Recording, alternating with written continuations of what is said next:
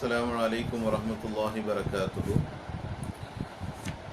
بسم الله والحمد لله والصلاة والسلام على سيد رسول الله وعلى آله وصحبه الفائزين برضا الله أما بعد فأعوذ بالله من الشيطان الرجيم.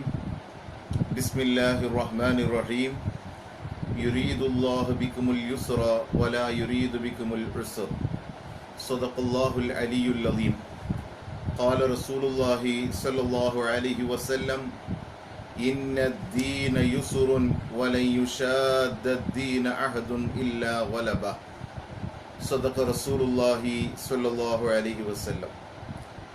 அன்பிற்குரிய அல்லாஹ்வின் நல்லடியார்களே, தினந்தோறும் நாம் சொல்லி வரக்கூடிய ரமலான் மாதம் சம்பந்தமாக இருக்கும் ஃபிக்ஹ் மசாயில் வகுப்பில் நாம் இருக்கிறோம். அல்லாஹு தஆலா நம்முடைய இந்த நேரத்தை பயனுள்ளதாக மறுமை நாளுக்கு சவாபிற்குரியதாக ஆக்கி அருள்புரிவானாக. சொல்லக்கூடிய விஷயத்தை அதன்படி கேட்டு அமல் செய்வதற்கு ரப்பு தஆலா தௌஃபீக் செய்வானாக. கண்ணியமானவர்களே, இன்றைய தினத்தில் நோன்பு சம்பந்தமாக இருக்கும் மசாயிலுடைய விஷயத்தில் யார் நோன்பை விடுவது கூடுமானது, யார் நோன்பை விடுவது கடமையானது என்பதை பற்றியுள்ள தலைப்பில் நாம் சில மசாயில்களை பார்க்கவிருக்கின்றோம். நோன்பை எடுத்த ஒரு நபர் நோன்பை விடுவது கடமையானவர்கள், நோன்பை எடுத்த ஒரு நபர் நோன்பை விடுவது ஜாயிஸானவர். இப்படி இரண்டு தலைப்புகளாக நாம் பார்க்கலாம். முதலாவதாக, நோன்பு வைப்பது யாருக்கெல்லாம் கடமை என்பதை பற்றி ஏற்கனவே நாம் படித்திருந்தோம். புத்தியும் சுத்தமும் பருவ வயதை அடைந்த எல்லா ஆண் பெண் முஸ்லிமான மனிதன் மீதும் நோன்பு கடமை. இந்த கேட்டகரியிலிருந்து சில நபர்கள் அவர்களுக்கு நோன்பை கடமை இல்லை, நோன்பு வைப்பது அவர்களுக்கு அந்த நேரத்தில் கடமை இல்லை. அவர்களிலிருந்து சிலர் வேறொரு நேரத்தில் நோன்பை கலா செய்வது கடமையாக இருக்கிறது. வேறு சிலர்கள் நோன்பை கலா வீட்ட வேண்டியதில்லை, அதற்கு பரிகாரமாக ஃபிதியா கொடுத்தால் போதும் என்றெல்லாம் இன்ஷா அல்லாஹ் நாம் சொல்லவிருக்கின்றோம். முதலாவதாக, நோன்பு. இந்த நோன்பு என்றால் என்ன? காலை முதல் மாலை வரை, ஃபஜ்ர் நேரம் முதல் மகரிபு நேரம் வரை ஒரு அடியான் தன்னுடைய இறைவனுக்காக உண்ணுவதையும் பருகுவதையும் தன மன இச்சைகளை எல்லாம் விட்டுவிட்டு இறைவனுக்காக தன்னை அர்ப்பணித்து பிடித்து நிற்பது, இதற்குதான் நாம் நோன்பு என்று சொல்லுகின்றோம். ஒரு சில நபர்களுக்கு இது சாத்தியமாகும், ஒரு சில நபர்களுக்கு தங்களுடைய உடல் ஒத்துழைக்காது. அதை அல்லாஹு தஆலா அவர்களுக்கு வற்புறுத்தவில்லை. லா யுகல்லிஃபுல்லாஹு நஃப்ஸன் இல்லா உஸ்அஹா. அல்லாஹ் சொல்லுகிறான், எந்த ஒரு மனிதரையும் அந்த மனிதனுடைய சக்திக்கு அதிகமானதை, அந்த மனிதனுடைய சக்திக்கு அதிகமானதை அல்லாஹு தஆலா அவன் மீது பொறுப்புகளை சுமத்தி அவன் ஒருபோதும் சிரமப்படுத்த மாட்டான். லா யுகல்லிஃபுல்லாஹு நஃப்ஸன் இல்லா உஸ்அஹா. ஒரு மனிதனுக்கு அவனுக்கு என்ன முடியுமோ அது மட்டுமே அவன் எடுத்தால் போதுமானது. அந்த விஷயங்கள்ல சிலதுக்கு பரிகாரம் உண்டு, சிலதுக்கு அவனால் முடியவில்லை என்றில் வேறு ஒருவரை செய்ய வைக்கலாம்.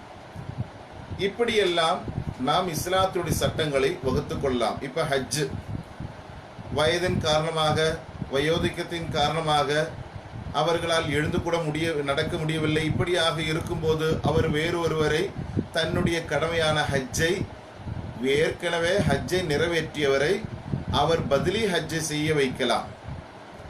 அப்படி செய்ய வைக்க வேண்டும், கடமை அது. தன்னுடைய தகப்பனார் இறந்துவிட்டால் அந்த தகப்பனுடைய சொத்துக்களை பகிர்ந்து கொள்வதற்கு முன்னதாக, அந்த சொத்துக்களை ஒவ்வொருவரும் ஓகரி வைப்பதற்கு முன்னதாக அவருக்கு கடமையாக்கப்பட்ட விஷயங்கள் ஏதாவது விடுபட்டு இருக்கிறதா என்று பார்த்து அந்த சொத்திலிருந்து அதற்கு தேவையான பொருளாதாரத்தை பணத்தை எடுத்து மாற்றி வைத்த பிறகுதான் பாக்கி இருக்கக்கூடிய பணத்திலிருந்து இந்த வாரிசுகள் தங்களுடைய ஓகரிகளை பிரித்து கொள்ள முடியும். இதான் இஸ்லாத்துல சட்டம். ஒரு வாப்பா மௌத்தாரார்னா அந்த வாப்பாக்கு நோன்பு கல்லாவா இருக்கான்னு பார்க்கணும், அந்த வாப்பாக்கு தொழுகை கல்லாவா இருக்கான்னு பார்க்கணும், அந்த வாப்பாவுக்கு ஹஜ்ஜி நிறைவேற்றிருக்கிறாரான்னு பார்க்கணும். இதெல்லாம் பார்த்து அவர் நிறைவேற்றல, அதெல்லாம் அவருக்கு பாக்கியா இருக்கு என்றால் அதற்குன்றான பரிகாரம் என்னவோ அதையெல்லாம் செய்துவிட்டு பாக்கி இருக்கக்கூடிய தொகையைத்தான் இந்த பிள்ளைகளாக இருக்கக்கூடிய வாரிசுகள் ஒவ்வொருவரும் ஓகரி வைத்து எடுக்க முடியும் என்பதுதான் இஸ்லாத்தில் சட்டம். வாப்பா மௌத்தானா அடுத்த நாள் என்ன செய்யறது? அந்த வாப்பாவுக்கு கடமையாக்கப்பட்ட ஹஜ்ஜோ அல்லது வாப்பாவுக்கு கலாவான நோம்போ இதெல்லாம் பார்க்காம, வாப்பா ரொம்ப நாளா ஹாஸ்பிட்டல் இருந்தாரு, அதற்குண்டான செலவினங்களை நாம செலவு விட்டுட்டோம், இனி ஒண்ணுமே இல்லை என்றெல்லாம் இருக்கக்கூடாது.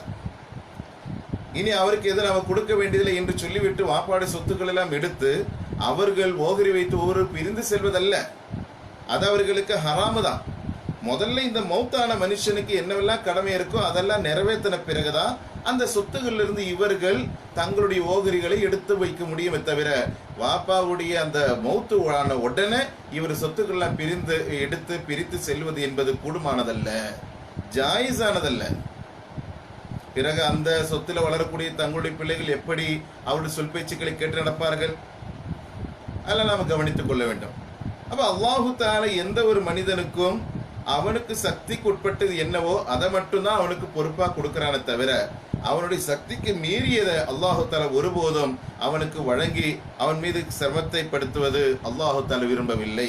யுரீதுல்லாஹு பிக்குமுல் யுஸ்ரா வலா யுரீது பிக்குமுல் உஸ்ரா.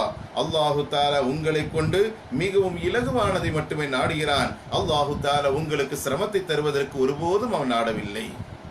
அதைத்தான் ஸல்லல்லாஹு சொல்கிறார்கள், இன்ன தீன யுஸ்ருன். தீன் என்பது மிகவும் இலகுவானது, எளிதானது. அதனுடைய சட்டத்திட்டங்கள் எல்லாம் எல்லோருக்கும் பக்குவப்பட்ட நிலையில் ஏற்கக்கூடிய நிலையில் தான் இருக்கிறது.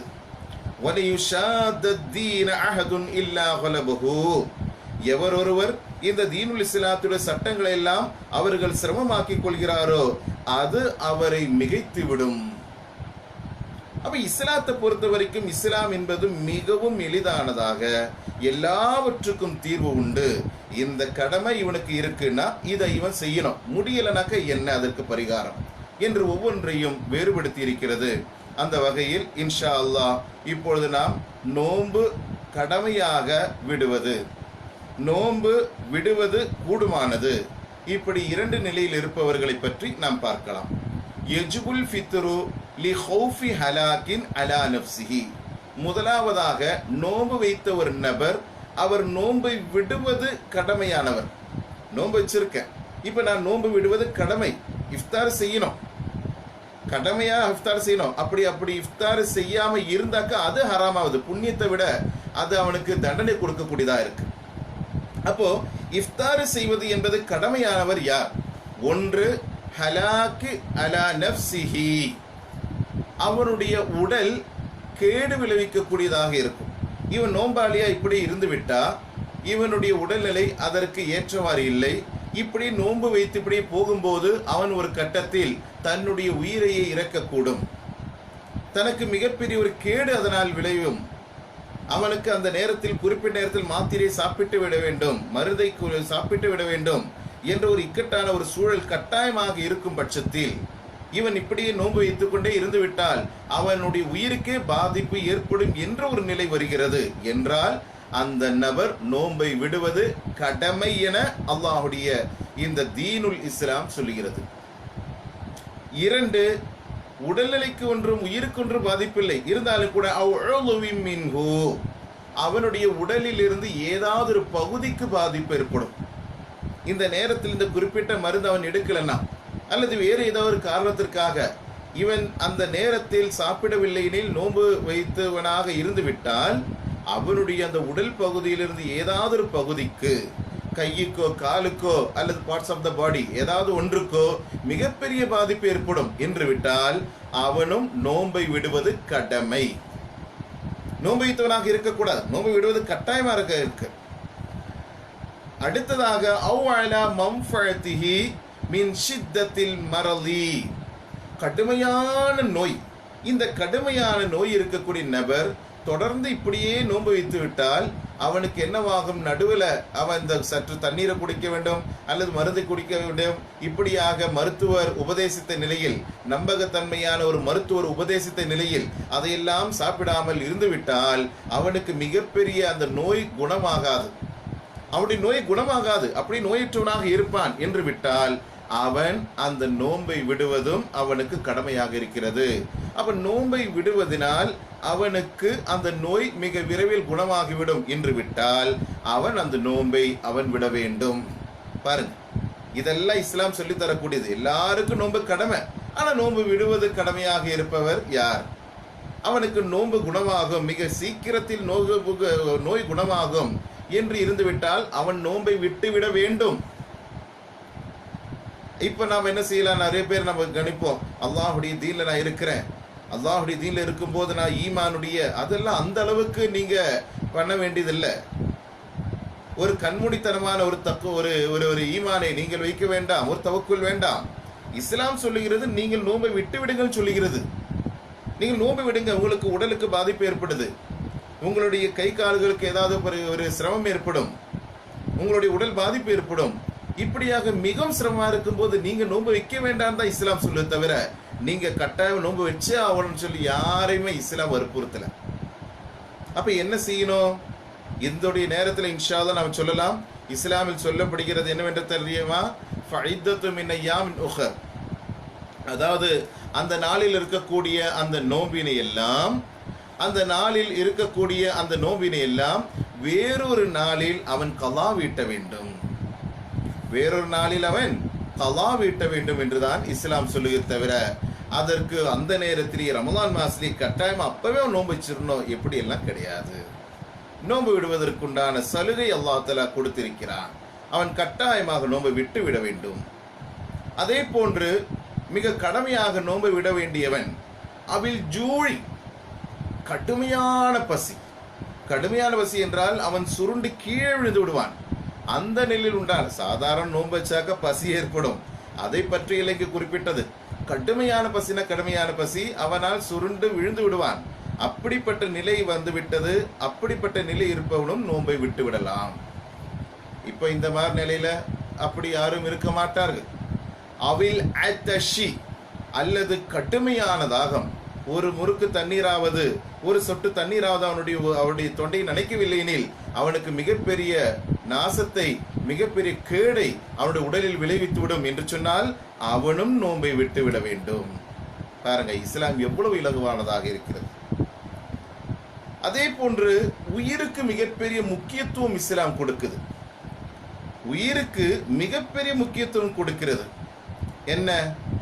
ஒரு உயிரினம், மனிதனாகட்டும் அல்லது மற்றுள்ள விலங்கு ஆகட்டும், இஸ்லாம் எவ்வளவு சாந்தமான மார்க்கம், இஸ்லாம் எவ்வளவு பாதுகாப்பு கொடுக்குகின்ற மார்க்கமாக இருக்கிறது.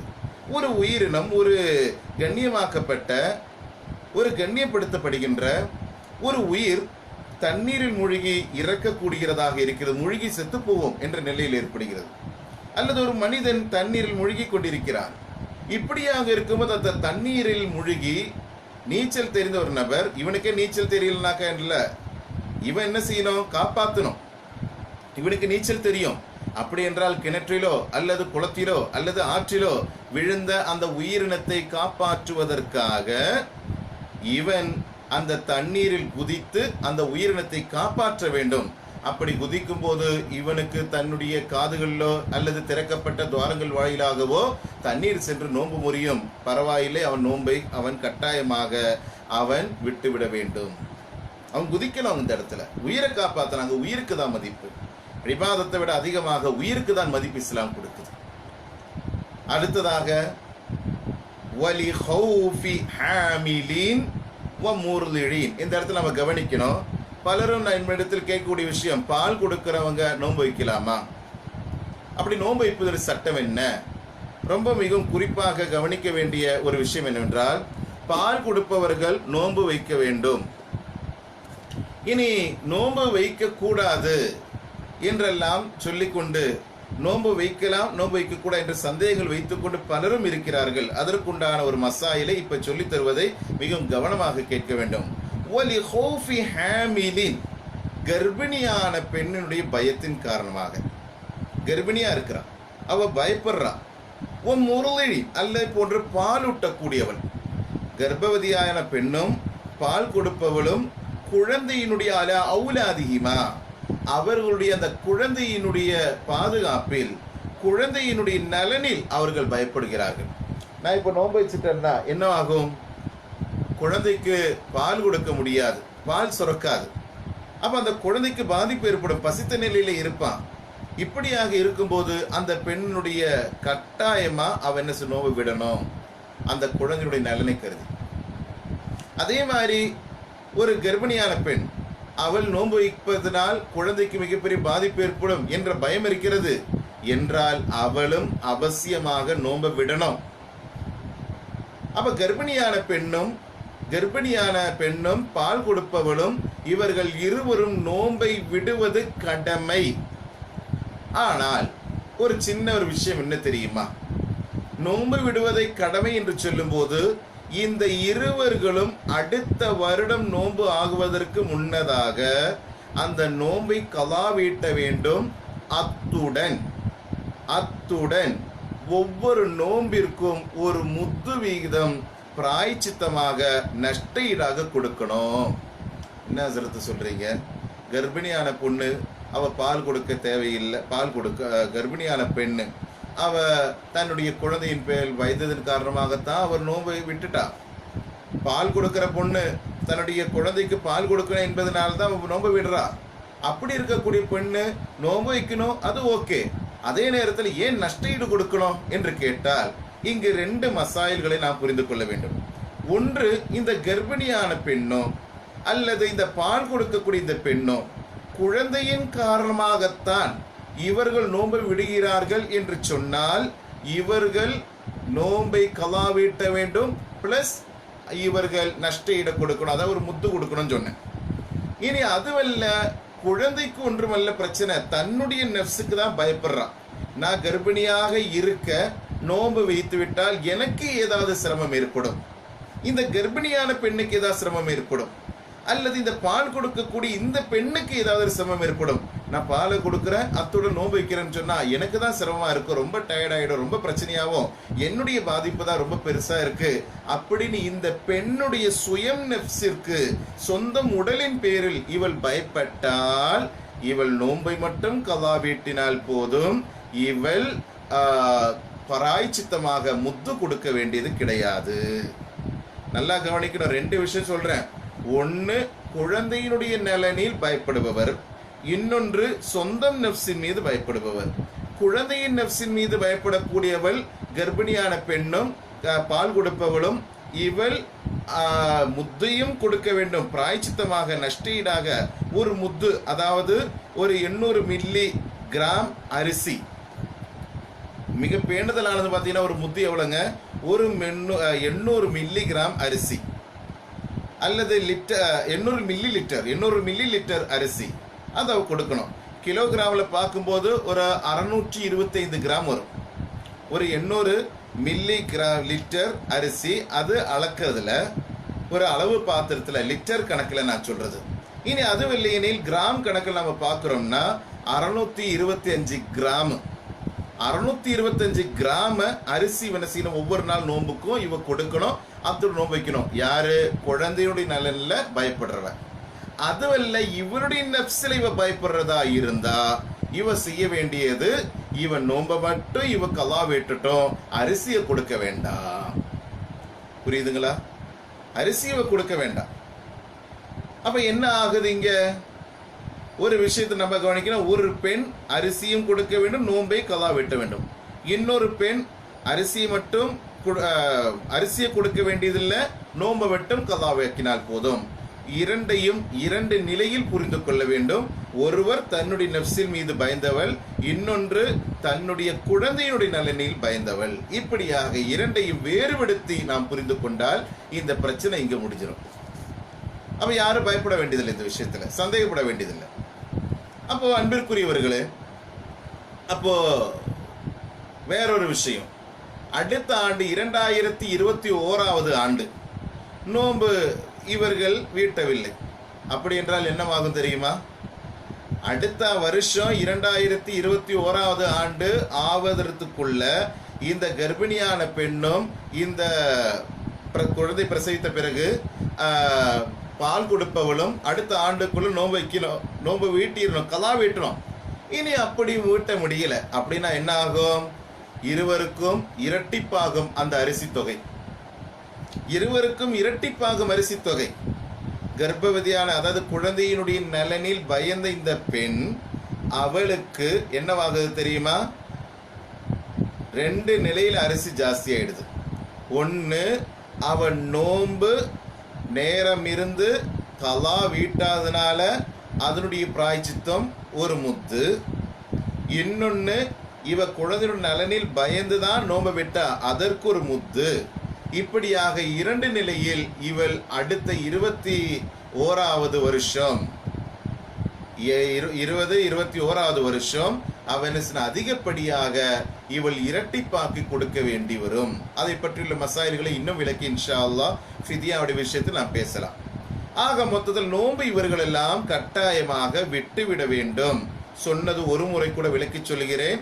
ஒரு முறை கூட, ஒன்று சொந்த நப்சின் மீது பயப்படுபவர், அவர்களுக்கு ஏதாவது கேடு விளைவிக்கும் என்று பயந்தால், அல்லது ஏதாவது உடல் உறுப்பின் மீது பயந்தால், அல்லது இவர் நோன்பு வைப்பதனால் இவருக்கு என்னவாகிறது, நோய் குணமாகுவது தாமதம் ஏற்படும் என்ற பயம் இருந்தால், அதே போன்று கடுமையான பசி, அதே மாதிரி கடுமையான தாகம், இப்படிப்பட்ட நிலையில் இருந்தால், அல்லது ஒரு உயிரினம் அங்கு சாக கிடக்குது, இவர் நோன்பு விட்டு அந்த தண்ணியில குதிச்சோ, அல்லது இப்படி அவர் நோன்பு விடக்கூடிய ஒரு சூழல் ஏற்படுது, அப்படி நோன்பு விட்டு தான் அந்த பொருள் அந்த உயிரினத்தை காப்பாற்ற முடியும்னா, அப்படிப்பட்ட நபரும், அதே போன்று கர்ப்பவதியான பெண், அதே போன்று பால் கொடுக்கக்கூடிய பெண், இவர்கள் எல்லாம் நோன்பை விடுவது கடமை.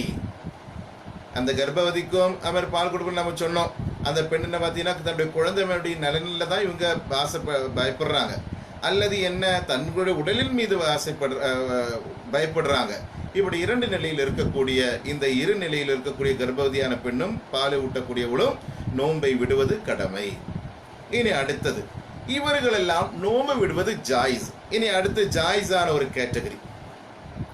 ஜாயிஸான கேட்டகரியில நம்ம யாரை பார்க்கிறோம்?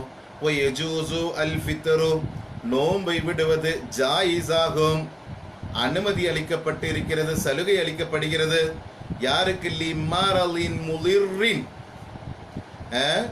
முலிரான நோயுடையவர், அதாவது அந்த நோயின் காரணமாக இவருக்கு உயிர் போகக்கூடிய நிலையிலோ, அல்லது இவருக்கு ஒரு உடல் உறுப்பு பாதிப்பு ஏற்படுவதோ, அல்லது இவர் நோன்பு வைப்பதனால் இவருடைய நோய் குணமாகுவது தாமதப்படுவதோ ஒன்றும் கிடையாது. சாதாரணமாக ஒரு ஜுரம், சாதாரணமாகத்தான் ஒரு நோய் ஏற்படுகிறது. இப்படிப்பட்ட நபர் நோன்பை விடுவது ஜாயிஸானது. அதே நேரத்தில் நம்ம ஏற்கனவே சொன்ன மாதிரி உடலுக்கோ அல்லது உயிருக்கோ அல்லது உடல் உறுப்புக்கோ ஏதாவது பாதிப்பு ஏற்படுனாக்கா கட்டாயம் ஒரு நோன்பை விட்டுறணும். அப்படிலாம் ஒன்றும் இல்லை, அது சாதாரணமான ஒரு ஜுரம் தான். அப்படிலாம் இருந்தால் இவர் நோன்பை விடுவது கூடுமானது, நோன்பு விடுவது கூடுமானது, அவ்வளோதான். அதே மாதிரி வசஃபரின் தொவீலின் முபாஹின், மிகவும் தொலைவில், அதாவது ஹலாலான நீண்ட பயணத்தை மேற்கொள்பவர். சாதாரணமாக நம்முடைய இஸ்லாத்தில் முசாஃபிர்னா யாரு? 132 கிலோமீட்டர் வரைக்கும் பயணம் செல்லக்கூடிய நபரை தான் நாம் என்ன செய்கிறோம்? இந்த மாதிரியாக முசாஃபிர்னு சொல்கிறோம், பயணின்னு சொல்கிறோம். விளங்குதுங்களா? அப்போ இந்த இடத்துல நாம் ஹலாலான பயணத்தை மேற்கொள்பவர், ஹலாலான பயணத்தை மேற்கொள்ளக்கூடிய நபர், இவருக்கு நோன்பை விடுவது கூடுமானது, ஜாயிஸானது. பழைய காலகட்டத்தில் பார்த்தீங்கன்னாக்கா அடிமைகள் இருந்தார்கள்.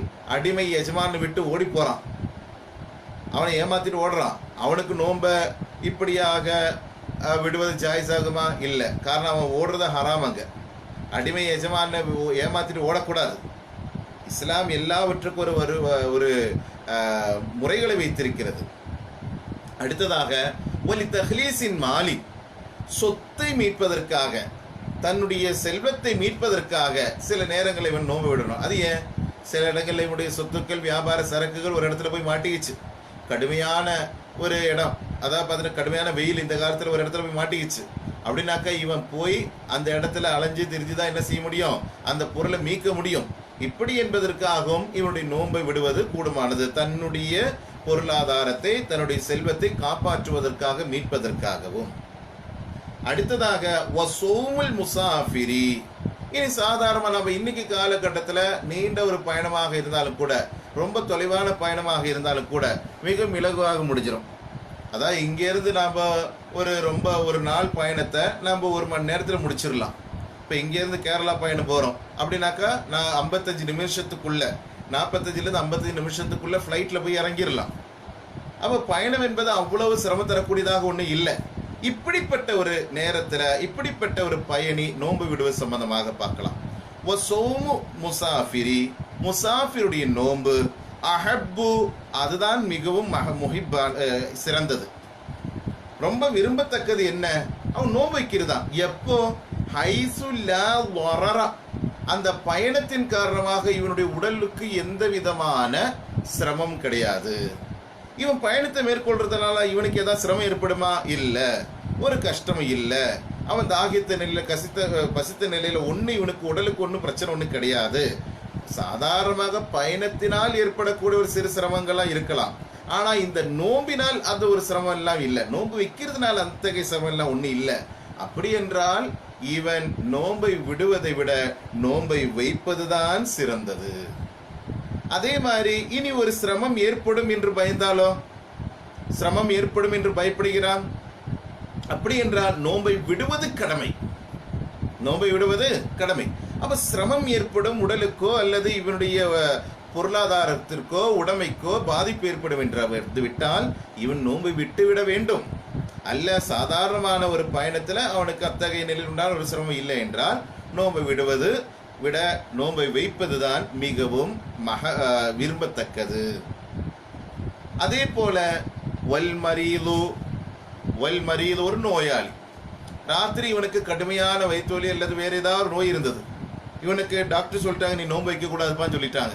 அப்படின்னு சொன்ன உடனே இவர் என்ன செய்யறாரு, ஓகே கடுமையான ஒரு நோய் இல்லவர், எந்த விதத்தில் இவருக்கு அந்த நோய் சிஃபா ஆகல, ராத்திரி மாத்திரை போட்டு மருந்தை போட்டு இவர் படுக்கிறார். அப்ப ஃபஜ்ருக்கு முன்னதாக ஷிஃபாவாயிருச்சு. ஃபஜ்ருக்கு முன்னதாக என்ன ஆயிருச்சுனாக்கா அவனுக்கு இருந்த அந்த வலி எல்லாம் போய் நல்ல குணமாயிட்டார். அப்ப குணமான உடனே இப்ப இவன் என்ன செய்யணும், நவா உஜூபன், அவனுக்கு அந்த நோம்பினை, அதாவது அந்த ஃபஜ்ரோடு தொடர்ந்து வரக்கூடிய அந்த நோம்பினை அவன் நெய்யித்து செய்து அந்த நோம்பை எடுப்பது இவன் மீது கடமை. அப்ப ராத்திரில இருந்த நோய் பகல் அந்த ஃபஜ்ர் நேரத்துக்குள்ள எல்லாம் குணமாய் கியூர் ஆயிருச்சுன்னா இவர் மறுநாள் நோன்பு வைப்பது கடமை. விளங்குதுங்களா? இனி அதே நேரத்தில் என்னவாகுது, மறுநாள் நோன்பு வைக்கும் போது நல்லா கவனிக்கணும், மறுநாள் நோன்பு வைக்கும் போது சும்மையின் ஆதல் மறந்து மீண்டும் அந்த போனது பின்னி வந்துருச்சு. எதற்காக இவன் நோன்பு விடணும்னு டாக்டர் சொன்னாரோ அவன் மருந்தெல்லாம் சாப்பிட்டு அந்த நோன்பை என்ன ஆயிடுச்சு, உடல் சரியாயிருச்சு, குணமாயிருச்சு. அப்போ மறுநாள் என்ன செய்யணும், நோன்பு வைக்கணும்னு சொன்னோம். இனி அந்த விட்ட நோய் பின்னி வந்துருச்சு, அவனை விட்டு போனது குணமானது, மீண்டும் இவன் நோன்பு வச்சதுனால வந்துட்டா அஃப்தரா, அவன் நோன்பை முறித்திட வேண்டும், அவன் நோன்பை முறித்திட வேண்டும். காரணம் கடுமையான ஒரு நிலை ஏற்படுகிறது. இனி அதே மாதிரி வகதல் ஆமிலு பி அமாலின் ஷாக்கத்தின், நிறைய பேர் கேட்குறவங்க ரொம்ப ஹையா, அதாவது ரொம்ப கடுமையான வேலை செய்கிறவங்க, மூட்டை தூக்குறவங்க, அதே மாதிரி வியாபாரிங்க, இப்படி நிறைய பேர் இருக்கிறாங்க. இவங்களோட நோம்பின் நிலைமை என்ன ஹஸ்ரத், பலரும் கேட்குறாங்க.